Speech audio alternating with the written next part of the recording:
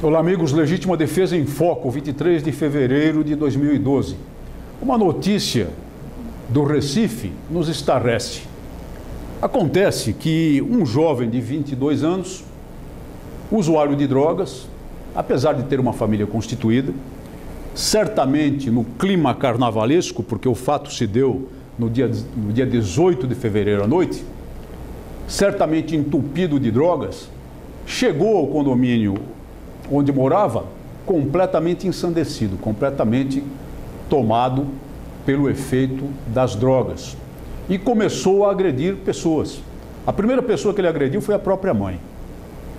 Em seguida, esfaqueou uma irmã dele. Em seguida, invadiu o apartamento de uma senhora de 64 anos de idade e matou-a a facadas. Ela não morreu imediatamente, ainda foi socorrida. Morreu no dia seguinte, num hospital lá de Recife.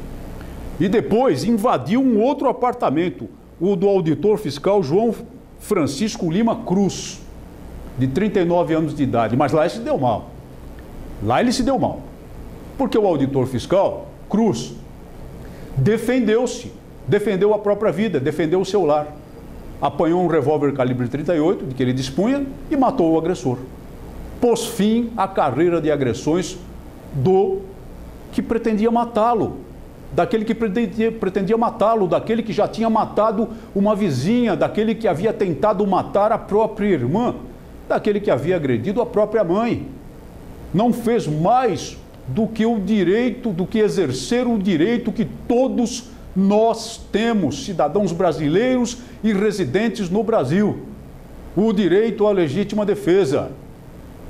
Não era absolutamente razoável que ele se deixasse matar pelo agressor. Ele se defendeu. Ele teve de se defender. E ele utilizou para isso um instrumento de que dispunha. Lutando contra um oponente muito mais jovem e armado com arma branca, mas disposto a matar como efetivamente havia matado. Tirou-lhe a vida, mas isso é consequência do encadeamento de fatos provocado pelo agressor, pelo provocador do incidente, e não por aquele que se defende. Ora, resolvida essa cena, com a morte do agressor, acorre a força policial ao local.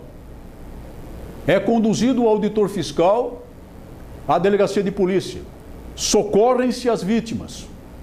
O agressor, já com a vida extinta, tombado no chão, que foi o destino que ele mesmo procurou. E o que acontece?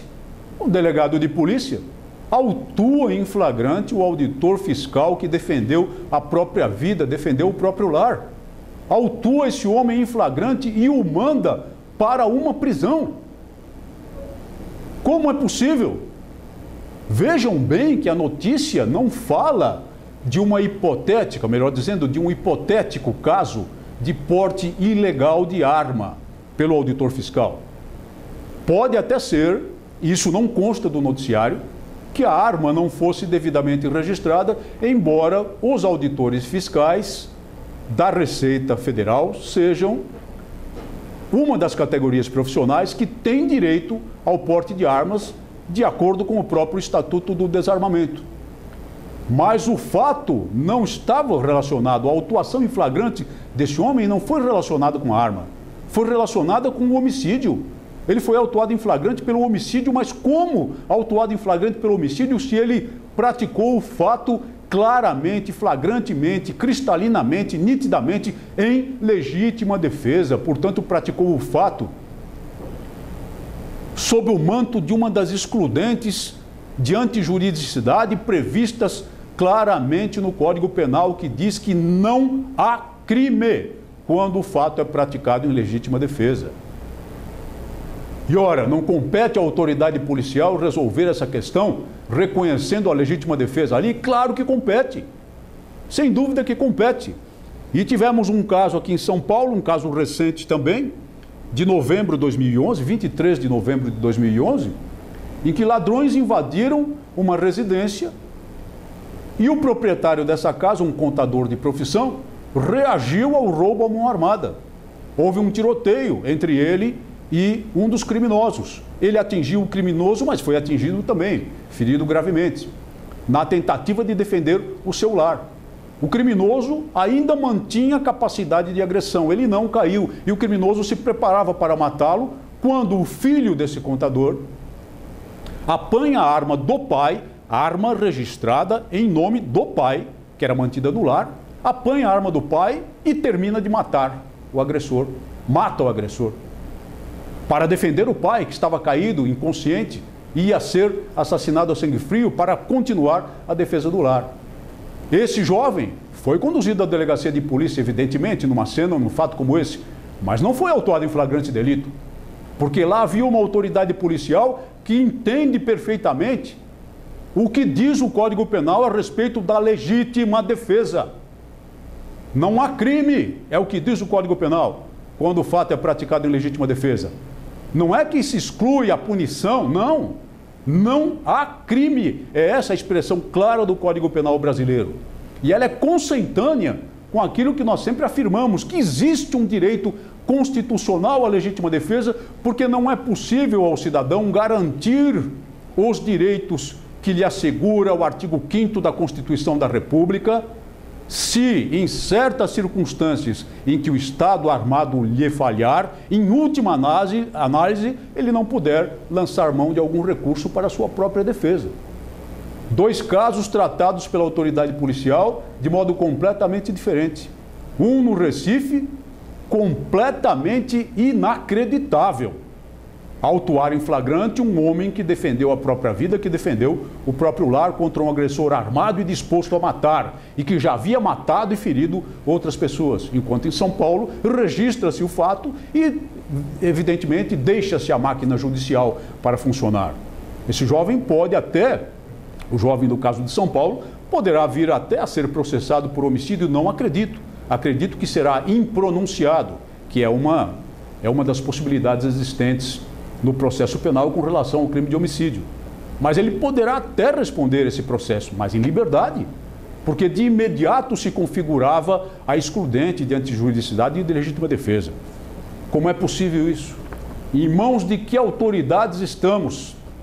Às vezes da autoridade que entende perfeitamente o seu dever, mas outras vezes da autoridade que faz o jogo do governo, que faz o jogo da paz a todo custo, da paz no cemitério. É claro que se o homem de Recife tivesse sido assassinado, estaria tudo resolvido. Seria enterrado no dia seguinte, esquecido no dia seguinte e estaria tudo bem, tudo resolvido. Aí ninguém viria criticar, não viriam entidades de direitos humanos, nem ONGs desarmamentistas para criticar a vítima, para atacar a vítima. E num caso como esse, pune-se a vítima. Porque só o fato de ser mandado para a prisão, para uma cadeia, ainda que ele permaneça poucas horas na cadeia, já é infligir a essa pessoa que apenas se defendeu uma penalidade completamente fora da lei, completamente alheia à lei, completamente contrária à lei. Já é a aplicação de uma penalidade. Mas nós temos que conviver com isso. Nossa correspondente, Ana Prudente, mulher extremamente combativa, defensora das Forças Armadas brasileiras, mandou-nos uma mensagem dizendo o quanto está decepcionada. Ela é atiradora qualificada, tem CR, pediu a renovação do CR ano passado no prazo e até agora não conseguiu a renovação, apesar de ter mandado a documentação no prazo. Ela manda uma mensagem desconsolada, perguntando se o nosso exército estaria começando a fazer o jogo do governo. Ela não pode participar de competições, porque ela não teve o CR renovado. Mas é uma atiradora qualificada, é uma pessoa preparada, é uma pessoa cadastrada no Exército, é uma pessoa que passou por todos os crivos. E eu menciono o caso dela apenas especialmente por ser uma senhora muito conhecida, extremamente combativa e uma das maiores defensoras civis das Forças Armadas que nós temos no país. É esse o tratamento que recebe. Difícil conviver com isso. Nós precisamos continuar a lutar para que mude esse estado de coisas. Precisamos continuar a fazer pressão legítima sobre as autoridades e principalmente pressão legítima sobre aqueles que legislam para que finalmente um dia possamos ver respeitado o resultado do referendo de 2005. Muito obrigado por sua atenção. Até o nosso próximo programa.